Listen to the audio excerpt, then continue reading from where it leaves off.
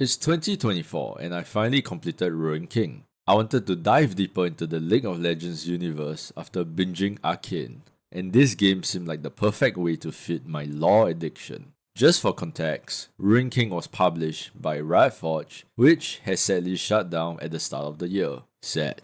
The story unfolds in Bilgewater, where you control a team of 6 champions: Illaoi, Braum, Yasuo, Miss Fortune, Pyke, and Ahri. And opposing them are the 3 main antagonists: Thresh, Gangplank, and Viego. Just a quick overview of the plot. After Miss Fortune seizes control of Bilgewater, the city hovers on the brink of disaster when Gangplank aligns himself with Thresh. Together, they plan to unleash the Ruination, a cataclysmic force capable of consuming entire regions. To prevent this nightmare, a group of unlikely champions, each carrying their own motives and burdens, must set aside their differences and journey to the Shadow Isles to halt the villain schemes before Bilgewater and the rest of the world are enveloped by the Black Mist. I always play these games live on Twitch before reviewing them, so if you like what you see, please follow me on Twitch to catch my live gaming sessions. For the review, as always, I'll be rating the game based on the following: graphics and sound, gameplay, and value for money. So to start off with graphics and sound, the visuals are truly phenomenal. Both Bilgewater and the Shadow Isles are beautifully designed, with a dark, adventurous atmosphere that really drew me in. Exploring different parts of the map felt immersive and rewarding. The world is large, intricate, and packed with details that make it feel alive. Every location you visit adds another piece to the puzzle, and the soundtrack complements this perfectly, enhancing the setting and underscoring the gravity of the impending ruination.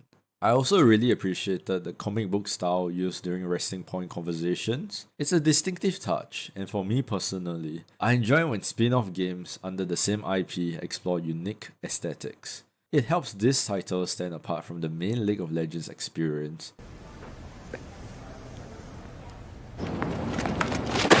giving it an indie feel rather than feeling like it's a direct extension of the original game. Additionally, the champion designs themselves are great. Each champion feels faithful to their League of Legends counterpart while still fitting naturally into this new setting. Their animations, visual effects, and even their gear and attire help to tell a story that feels consistent with the dark, seafaring theme of Bilgewater. If you enjoyed the art and visuals, be sure to check out IAMAG's website, where they have over 300 artworks related to this game. Overall, for graphics and sound, I'm giving it a 5 out of 5. Everything was top notch, from the environmental detail and character designs to the atmospheric audio that tied everything together. The gameplay felt pretty interesting at the start, especially when you're introduced to the lane mechanics. In combat, you can choose to perform abilities in different lanes, which consist of speed, balance, or power, each affecting the timing, damage, and potential buffs or debuffs of your and your opponent's actions. This system adds a strategic layer to combat, and combined with each champion's distinct kit inspired by their League of Legends abilities, gives you a lot of flexibility. The rune system is also straightforward yet effective. As you level up, you earn points for both runes and abilities, allowing you to experiment with builds and optimize your team composition to suit your preferred playstyle. However, the novelty starts to wear off as the game drags on. While you are given 6 champions and are occasionally pushed to use them for their unique skills, like Pyke's diving or Braum's wall-breaking ability, you generally settle on a favorite trio. For me, that was Illaoi and Braum as tanks, alongside Pyke for damage and stealth. Even though you can unlock up to 7 abilities and 3 ultimates for each character, in practice, you'll usually stick to just 3 abilities per champion during combat, which only intensifies the sense of repetition.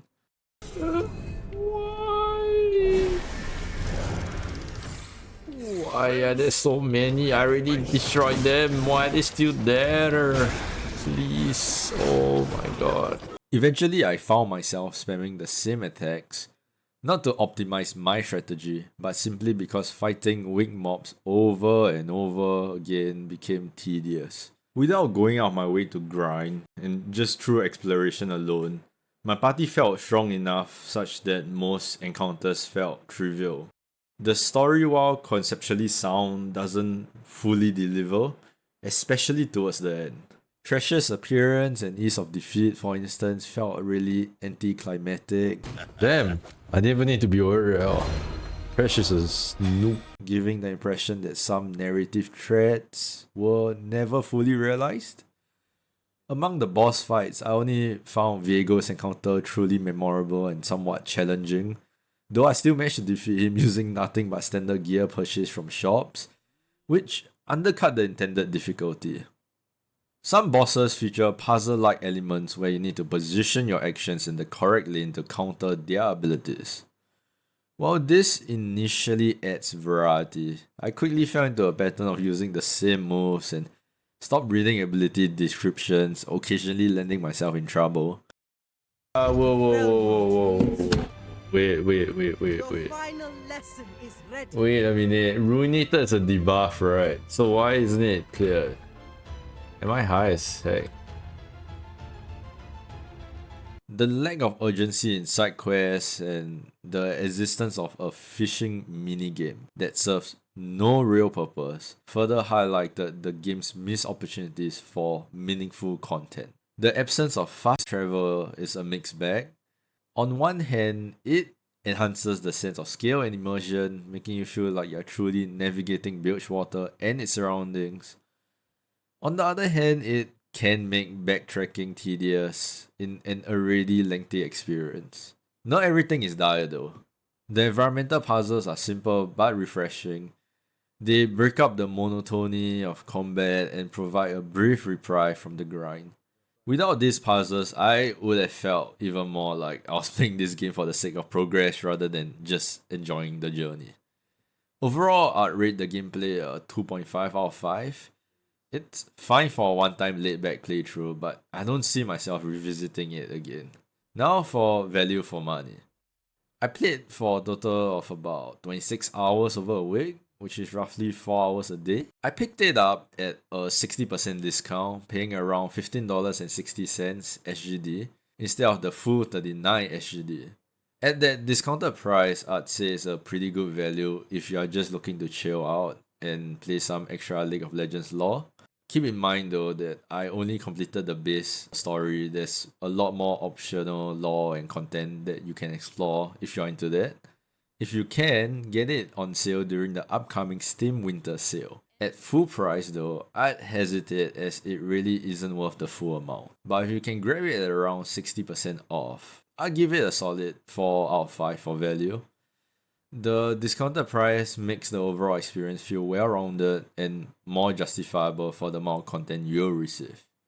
But, just to note, there is a deluxe version which is 33% more expensive than the base game.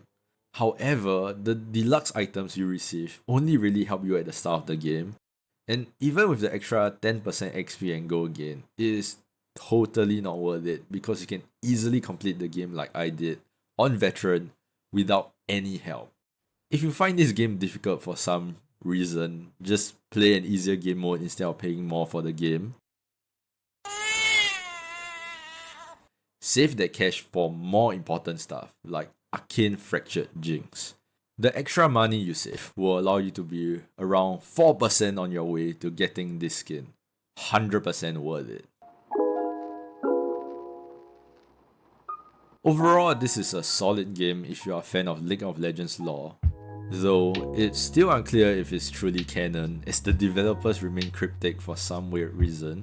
Personally, I see it as a separate from the Arcane universe, even though Riot could connect the two fairly easily, given that they take place in two completely different regions and we don't see Jinx in Bilgewater during Ruination. It's honestly a shame that Riot Forge has shut down, especially since these indie-style projects felt like they could expand League's world in meaningful ways. I might be forgetting if there was any big marketing push, but from what I recall, the hype around these games was minimal. Considering the millions who play League every day, Seeing only a few thousand reviews for these spin-offs is pretty disheartening. It is a clear sign that Riot failed to capture the broader audience interest. Anyway, if you enjoyed this video, please like and subscribe. If you'd like me to try more Riot Forge titles, let me know in the comments and I might give them a shot. Thanks for watching and I'll see you in the next one. See ya!